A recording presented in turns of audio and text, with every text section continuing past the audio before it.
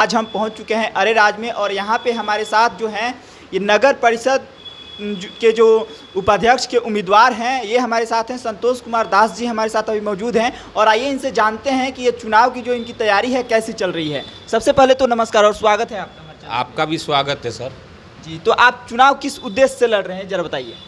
मेरा उद्देश्य है कि अरेराज को नगर पंचायत बने हुए 25 वर्ष हो गया और 25 वर्षों में जिस अनुपात में यहाँ विकास होना चाहिए वो नहीं हो सका है।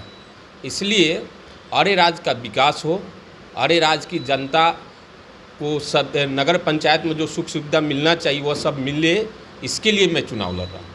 अच्छा, आपको क्या लगता है कि आप जब चुनाव जीत जाएंगे तो मतलब कि आप ये सब कर पाएंगे?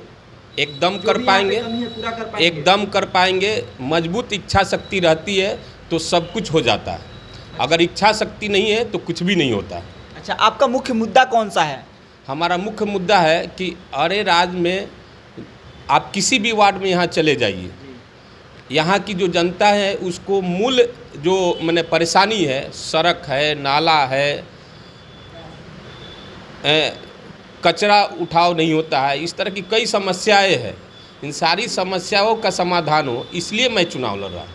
अच्छा, जब आप जनता के बीच में जाते हैं, ऐसे तो जाते ही होंगे, तो जाते हैं तो जनता आपको कौन कौन सी समस्याओं से अवगत कराती है अभी ज़्यादातर? अभी अधिकतम जो समस्याएं है वो नाला और सड़क का। नाला और सड़क का है, क्योंकि अभी नाला पानी लग जा रहा है सड़क पे, इसका काफ़ी दिक्कत है यहाँ पर। जी जी जी। और जो है, अगर आपको जनता मौका देती है, सबसे पहले आप कौन से काम को कीजिएगा? सबसे पहले जो यहाँ वार्ड नंबर 13 है, वार्ड नंबर 7 है और वार्ड नंबर 2 का शांति नगर मोहल्ला है, ऐसे कई सारी मोहल्लाएँ हैं, लेकिन इस 2-3 मोहल्ला में जो है रोड है ही नहीं। नाला तो छोड़ दीजिए, रोड तो है नहीं। प्रथम चरण में जब नगर पंचायत अरेराज बना था उस समय यहाँ के नगर पंचायत के अध्यक्ष अभी वर्तमान जो हमारे विधायक हैं श्रीमान सुनील मणि तिवारी जी वो थे और उपाध्यक्ष रामश्रे यादव जी थे और उस समय मात्र 3 ही फंड आया था। प्रथम 40 लाख का, दूसरा 80 लाख का और तीसरा 86 लाख का, और 3 फंड में ही उस समय सोलिंग चलता था। अरेराज का कोई मोहल्ला का कोई ऐसा सड़क नहीं है जिस सड़क पे सोलिंग नहीं हुआ था। और आज भी आप जाकर देखिएगा तो उस सोलिंग के बाद आज तक उस पर एक गिट्टी तक नहीं डाला गया है। मतलब पहले जो काम हुआ है उसके बाद से उसके बाद के 15 साल में कुछ नहीं हुआ। ठीक है ना। तो हमारी इच्छा है कि अगर मैं जीतूं, समाज अगर हमको मौका दे तो मैं सर्वप्रथम जो नाला सड़क की जो समस्या है उसको दूर करने का प्रयास करूँगा। अच्छा, आपकी जो ये दावेदारी है उपाध्यक्ष की, कब से आपकी दावेदारी कर रहे हैं?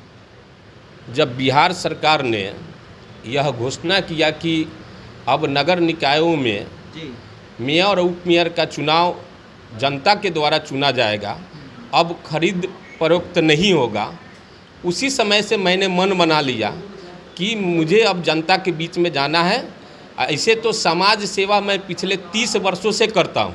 अच्छा, मतलब कि लगातार आप पिछले 30 वर्षों से लगातार समाज सेवा करते आ रहे हैं? एकदम किसी न किसी सामाजिक रूप में, किसी न किसी सामाजिक संगठनों के माध्यम से मैं पिछले 30 वर्षों से समाज का काम करते आया हूँ। अच्छा, किसी पार्टी पद पे थे या ऐसे ही? नहीं, सामाजिक संगठनों का दायित्व था। किसी पार्टी, जैसे अभी अरेराज चैम्बर ऑफ कॉमर्स के मैं महासचिव हूँ, इस तरह के कई सारे सामाजिक संगठनों का दायित्व मेरे ऊपर है, आज भी है।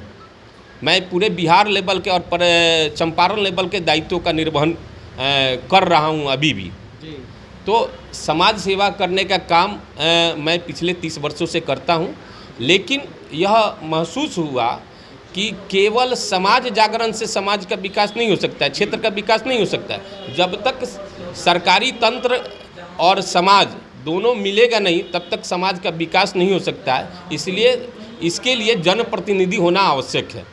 इसलिए मैंने सोचा कि मैं चुनाव लड़ूंगा और जनता के बीच में जाकर बनकर भी समाज की सेवा करूँगा। अच्छा, बिना पद के क्या सेवा नहीं हो सकता है? जनता की सेवा बिना पद के नहीं? एकदम हो सकता है, लेकिन केवल आप बिना पद के जो आप चाहते हैं कि जितना मात्रा में हम समाज का विकास करें, वह केवल आप समाज से सामाजिक दायित्व के माध्यम से नहीं कर सकते हैं, जब तक जनप्रतिनिधि का सहयोग नहीं होता है। मतलब कि आपका कहना है कि बिना जनप्रतिनिधि बने मतलब पर्याप्त मतलब मात्रा में नहीं हो सकता है सेवा, जो जिस तरह का हमें चाहिए। जी जी जी और अभी जो डेवलपमेंट है अरेराज का, जी। आपके नज़र से कैसा होना चाहिए? नगर परिषद कैसा होना चाहिए? नगर पंचायत जो अरेराज है ये कैसा होना चाहिए? जी, इस पर अगर कुछ बोलेंगे तो बहुत लोगों को खराब लग जाएगा, इसलिए आप स्वयं पत्रकार हैं, आप इलेक्ट्रॉनिक्स मीडिया से जुड़े हुए हैं, आप नगर पंचायत में घूमिए, देखिए, आपको स्वयं समझ में आ जाएगा। तो अभी हमारी मुलाकात संतोष कुमार दास जी से हो रही थी और इनके जो चुनाव लड़ रहे हैं और प्रत्याशी हैं, भावी उम्मीदवार हैं यहाँ के, तो आगे भी हम इनका कवरेज लेते रहेंगे। धन्यवाद। मैं प्रिंस चौबे और आप देख रहे थे पब्लिक जंक्शन।